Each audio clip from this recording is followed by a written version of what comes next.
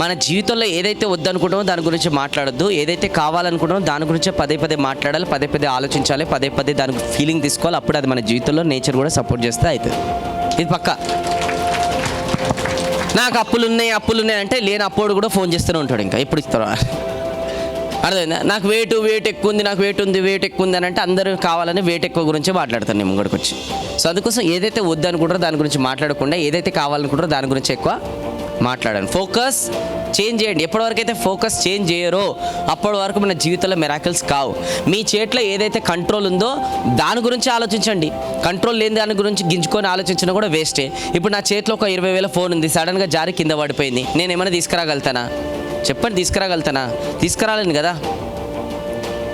కానీ చాలామంది ఆ ఫోన్ పడిపోగానే ఆ రోజు అన్నమే తినరు, ఇంకా వారం రోజులు డిప్రెషన్లో ఉంటారు. కొంతమంది అయితే దాన్నే పట్టుకొని పదే పదే అందరికి చెప్పుకుంటారు. ఇంకా కొంతమంది ఏడుపు ముఖం పెట్టుకుంటారు. ఎవరైనా అక్కడి నుంచి పోతుంటే అడగలేవు ఎందుకు ఏమైందని నేను అట్లా కూడా ఉంటారు కొంతమంది అయితే.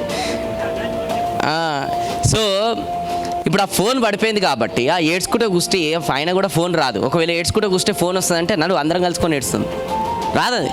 సో అట్లాంటప్పుడు ఏం చేయాలి? అరే 20,000 ఫోన్ పడిపోయింది కాబట్టి ఇప్పుడు నా ఫోకస్ 40,000 ఫోన్ నా జీవితంలోకి ఎలా తీసుకురావాలి, దాని గురించి ఎట్లా కష్టపడాలని ఆలోచించాలి. 20,000 అయిందట, అప్పుడు 10,000 ఫోన్ కూడా రాదు. వేస్తాను. ఒకవేళ అలా జరిగిందే అనుకుందాం, అప్పుడు కూడా దాన్ని ఎట్లా తీసుకోవాలి తెలుసా? అరే భగవంతుడు కోరుకుంటున్నాడు, ఎన్ని రోజులు ఆ డబ్బా ఫోన్ వాడి అలసిపోయింది, అది ఇప్పుడైనా కొత్త ఫోన్ కొను అని అంటారు. అట్లా ఆలోచించాలి. వేస్తాను. కానీ అట్లా ఎవ్వరికి థాట్స్ రావు, ఎందుకంటే చిన్నప్పటి నుంచి మ్యానుఫ్యాక్చరింగ్ అట్లా అయింది మనది. సో కానీ మార్చుకోవాలి, అట్లాంటిదే మార్చుకోవాలి. చూసే కోణం మార్చుకోవాలి, చూసే విధానం మార్చుకోవాలి. ఇదన్నీ కూడా దేని కిందకి వస్తాయంటే మైండ్ సెటే. కొంతమంది జీవితంలో ఎంత ప్రాబ్లమ్స్ వచ్చినా కూడా 1% కూడా ఫరక్ పడదు, లైట్గా తీసుకుంటారు, నవ్వుకుంటారు, మస్తుంటారు వాళ్ళు. కొంతమంది జీవితంలో ఇంత ప్రాబ్లం మొత్తం ఏడుముఖమే కాలది. ఎందుకు? Mind set.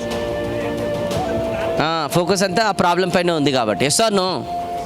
సో అందుకోసమే మీ జీవితంలో ఆల్వేస్ మీరు మోటివేటెడ్గా అయి ఉండాలంటే ఒకటి గోల్ పైన, రెండోది మైండ్ సెట్ పైన, మూడోది ఫోకస్ పైన. ఇవన్నీ కూడా చాలా ఇంపార్టెంట్ అనమాట.